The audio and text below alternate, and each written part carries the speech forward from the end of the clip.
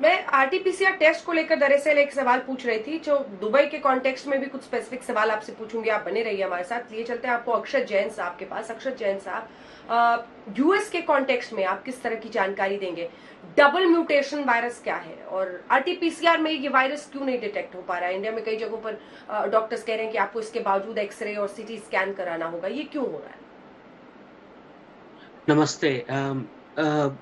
RTPCR जो एक test है जो जिसकी वजह से हम कोरोना वायरस का स्पाइक प्रोटीन से रिलेटेड जो म्यूटेशन है उसे डिटेक्ट इसलिए नहीं कर पा रहे हैं क्योंकि जो स्पाइक प्रोटीन जिसकी वजह से कोरोना वायरस का इन्फेक्शन होता है उसके अंदर एक के बजाय दो म्यूटेशन इस प्रकार बन गए हैं जैसे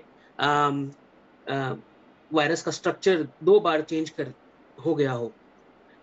इसकी वजह से जो वायरस का मल्टीप्लिकेशन है वो इतना फास्ट हो रहा है कि साइकिल्स ऑफ टर्नओवर सीटी जिसको बोलते हैं वो इट इज सो क्विक कि जब उसको लेबोरेटरी में प्रोसेस किया जाता है तो अग्रेशन ऑफ द वायरस इतना फास्ट है कि उसकी वजह से आरटीपीसीआर में वो वायरस कई बार डिटेक्ट नहीं हो पाता है।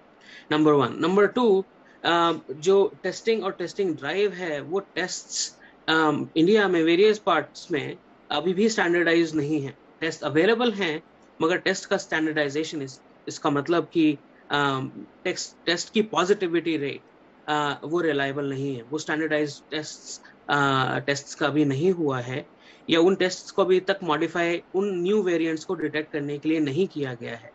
सो जो टॉप इंस्टीट्यूशंस हैं जैसे ऑल इंडिया इंस्टीट्यूट है, आईसीएमआर है, institutes in Pune and Bombay, वहाँ पे वो facility to do advanced RTPCR standardise हो चुकी है बट स्मॉलर एरियाज जहाँ इन्फेक्शन अभी फैल रहा है वहाँ पे भी वो डेवलपमेंट नहीं हुआ है।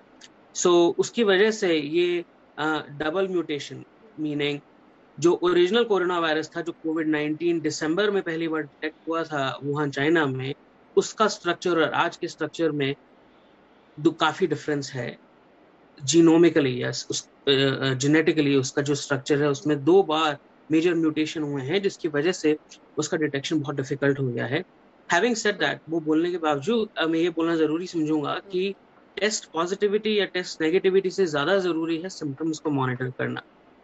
इंडिया में आज बच्चा इंडिया क्या पूरी दुनिया में आज बच्चा कोविड-19 के जो सिम्टम्स हैं वो जान चुका है। हेडेक, बॉडी एक, हाई फीवर, सोर थ्रोट,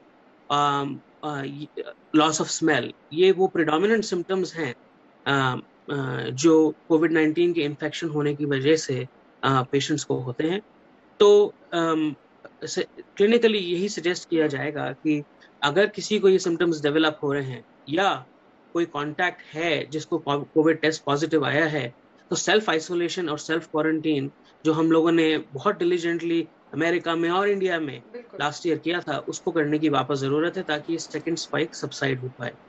और थर्ड सबसे इम्पोर्टेंट चीज, फोर्थ सबसे बिल्कुल, हाँ बोलिए आप।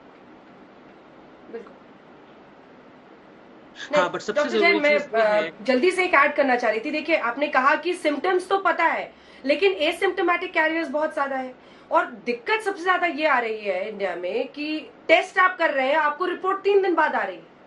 अब आप एक एसिम्प्टोमेटिक कैरियर है, आप आराम से घूम रहे हैं, कई लोगों से मिल रहे हैं और उसके बाद से आप पास ऑन कर रहे हैं और फिर आपको चौथे दिन जाकर पता चलता है कि भैया हम तो पॉजिटिव है।